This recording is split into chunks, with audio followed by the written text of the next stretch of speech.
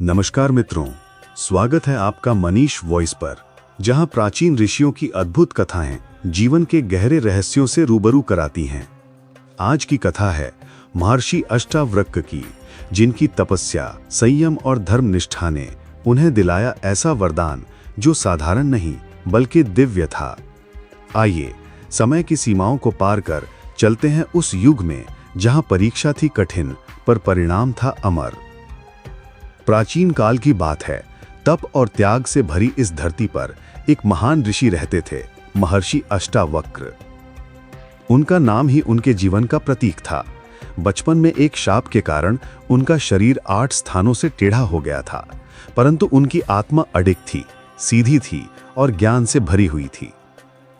एक दिन महर्षि अष्टावक्र महर्षि वरदान के पास पहुंचे और अत्यंत विनम्रता से बोले, गुरुदेव, मैं आपकी कन्या से विवाह करना चाहता हूं। महर्षि वरदान मुस्कुराए। उनकी आंखों में अद्भुत तेज और करुणा थी। उन्होंने कहा, पुत्र, मैं अवश्य तुम्हारी इच्छा पूरी करूंगा, किंतु पहले तुम्हें एक परीक्षा से गुजरना होगा। अष्टावक्र ने जिज्ञासा से पूछा, कैसी परीक्षा गुरुदेव?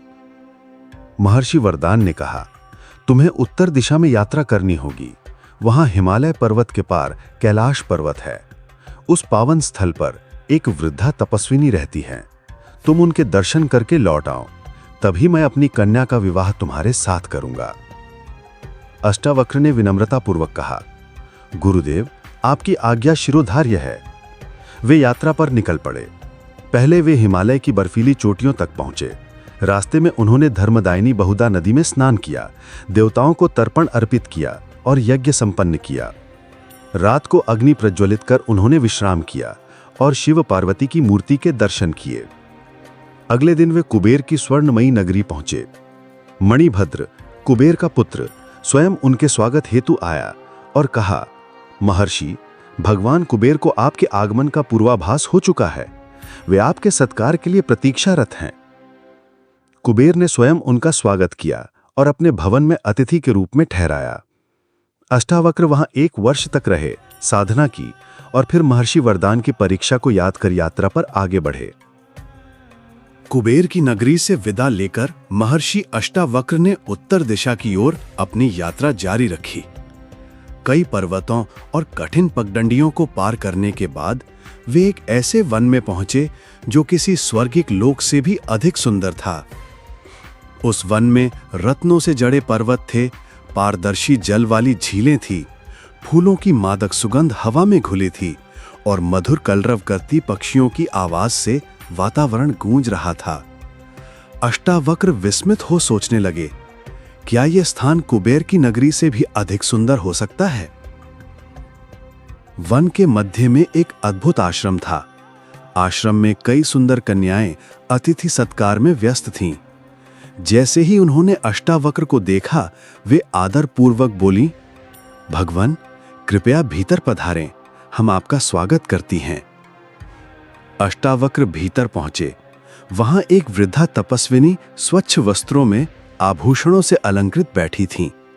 उन्हें देखते ही वो खड़ी हो गईं और उनका समुचित स्वागत कर आसन पर बैठने का निमंत्रण दिया। रात्रि का समय आया। वृद्धा ने अष्टावक्र से कहा, हे महर्षि, पुरुष का शरीर स्त्री के लिए दीपक समान है। उसके स्पर्श मात्र से भीतर की कामाग्नि प्रज्वलित हो उठती है।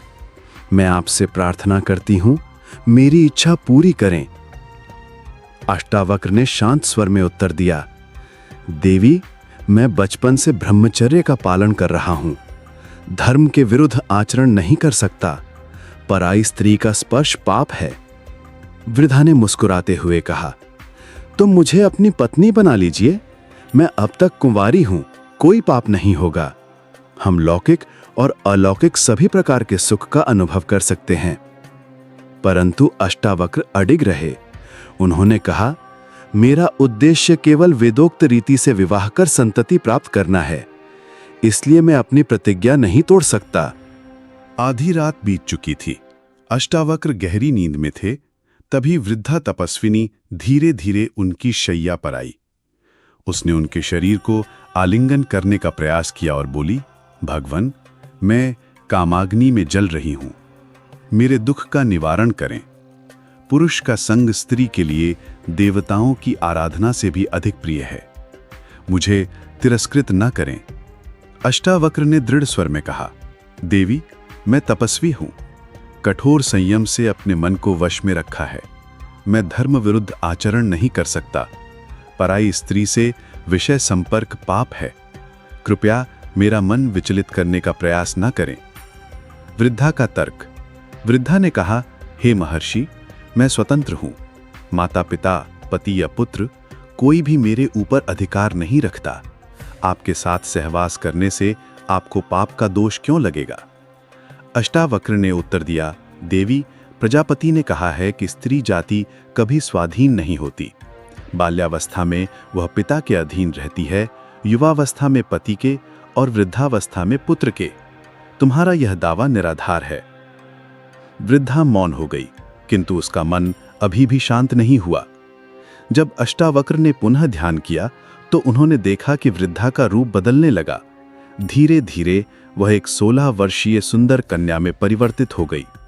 उसके चेहरे पर दिव्य आभा थी और मुस्कान में रहस्य का प्रकाश। वो बोली, महर्षि, मैं कोई साधारण स्त्री नहीं, मैं उत्तर दिशा की अधिष्ठात्री देवी हूं। मैंने केवल तुम्हारे ब्रह्मचर्य की परीक्षा ली। तुमने अपनी प्रतिज्ञा नहीं तोड़ी, संयम नहीं छोड़ा और धर्म की मर्यादा का पालन किया। तुम्हें आशीर्वाद है कि तुम्हारा जीवन सुखमय होगा। महर्षि वरुदान की कन्या तुम्हारी पत्नी बनेगी और तुम्हें धर्मपरायण संतति प्राप्त होगी। महर्षि ने श्रद्धा से प्रणाम किया और देवी ने उन्हें आशीष देकर विदा किया। देवी के आशीर्वाद के साथ महर्षि अष्टावक्र अपनी वापसी यात्रा पर निकले। हिमालय की बर्फीली चोटियां, झरनों की मधुर ध्वनि और दिव्य वन की स्मृतियां उन्हें भीतर तक रोमांचित कर रही थीं, लेकिन उनके मन में सबसे गहरी छाप देवी के शब्दों की थी, संयम ही तप का सार है। कुछ ही समय बाद वे महर्षि वरदान के आश्रम पहुंचे। वरदान ने स्नेह भरी दृष्टि से पूछा, पुत्र, यात्रा सफल रही? अष्टावक्र ने उत्तर दिया, गुरुदेव, आपकी आज्ञा के अनुसार मैंने उत्तर दिशा की देवी के दर्शन किए। उन्होंने मुझे आशीर्वाद दिया और कहा कि आप अपनी कन्या का विवाह मुझसे कर देंगे। महर्षि वरदान ने हर्षपूर्वक कहा, तुमने कठिन परीक्षा उत्तीर्ण की है। तुम्हारा संयम और तप तुम्हें ये वरदान दिलाने योग्य बनाता है। उन्होंने तुरंत अपनी कन्या का विवाह महर्षि अष्टावक्र से संपन्न कराया। आश्रम में वैदिक मंत्रों की गूंज, दीपों की ज्योति और भक्ति भाव का वातावरण छा गया। दोस्तों, आज हमने देखा कि तप, धैर्य और सत्यनिष्ठा के बल पर कितनी भी कठिन परिस्थितियां आसान हो सकती हैं और दिव्य आशीर्वाद भी प्राप्त किया जा सकता है। अगर आपको ये कथा पसंद आई तो चैनल को सब्सक्राइब करना ना भूलें और इस वीडियो को लाइक और शेयर करके दूसरों तक भी ये प्रेरणा पहुंचाएं। मनीष वॉइस पर हम लगातार ऐसे ही प्राचीन कथाओं और रहस्यों की दुनिया में आपका स्वागत करेंगे। तो जुड़े रहिए, सीखिए और प्रेरित होइए। धन्यवाद।